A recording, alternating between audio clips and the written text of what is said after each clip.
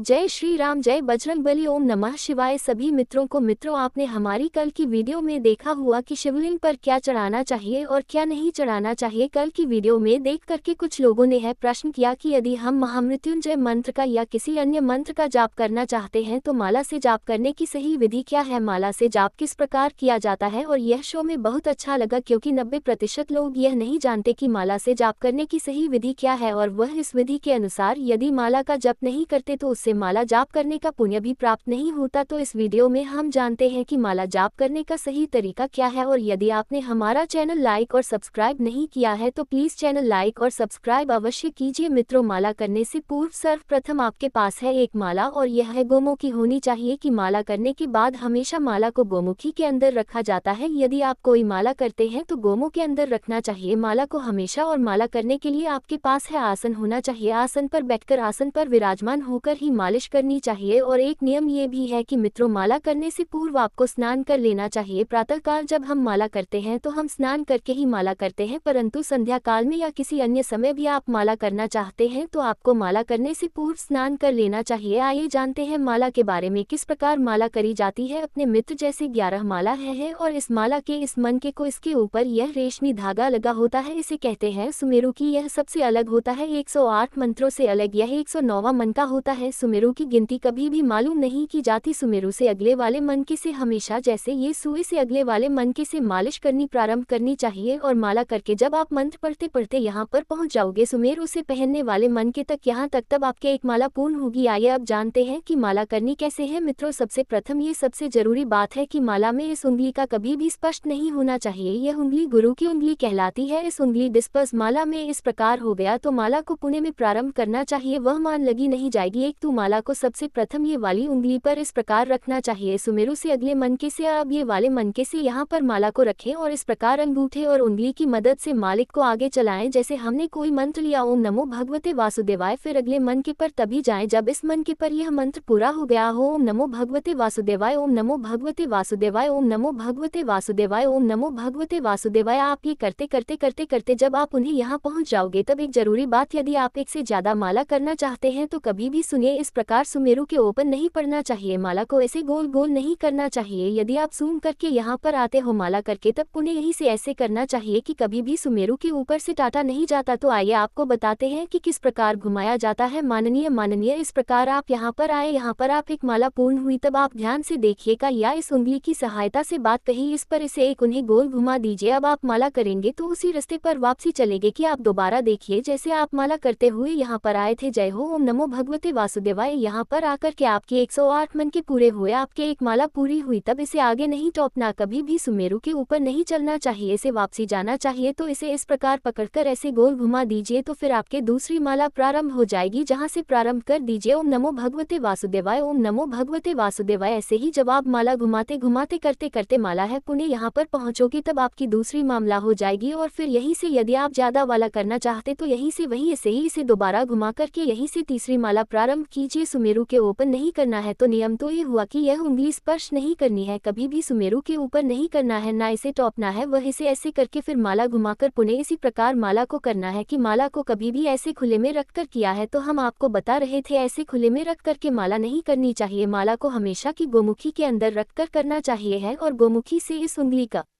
आपको माला करने का पूरा पुण्य प्राप्त नहीं होगा, आपका कुछ पुण्य उस देखने वाले को प्राप्त हो जाएगा। यदि आपको माला करते हुए किसी ने देख लिया तो आपकी माला का कुछ भाग उस व्यक्ति को मिल जाएगा, कुछ पुण्य उसे मिल जाएगा। इसलिए माला भजन भोजन और अध्ययन एकांत में करना चाहिए, कभी भी दूसरों को दिखावा करके भोजन नहीं करना चाहिए। एक और बात की माला आपकी अपनी होनी चाहिए, आपकी माला घर में सबसे अलग होनी चाहिए। आपकी माला आपका आसन और आपकी गोमुखी किसी और को कभी भी नहीं देनी। आपकी माला आपके गोमुखी और आपका आसन कभी भी किसी और को नहीं देना चाहिए। यदि कोई यूरिन प्रयोग करता है तो आपके द्वारा जो पुण्य अर्जित किया गया था उसका कुछ भाग उस व्यक्ति को भी मिल जाता है, तो इसलिए कभी भी किसी और को नहीं देना चाहिए। माला हमेशा अपनी खुद की होनी चाहिए, अपनी पर्सनल होनी चाहिए। तो ये थी संपूर्ण जानकारी कि माला किस प्रकार की जाती है, माला की पूर्ण विधि क्या है और किस प्रकार मंत्र जाप किया जाता है। यदि आपको ये जानकारी अच्छी लगी हो और आगे भी आप ऐसे जानकारी लेना चाहते हो तो हमारे चैनल को सब्सक्राइब कीजिएगा, वीडियो लाइक कीजिएगा और शेयर कीजिएगा। धन्यवाद। जय श्री राधे।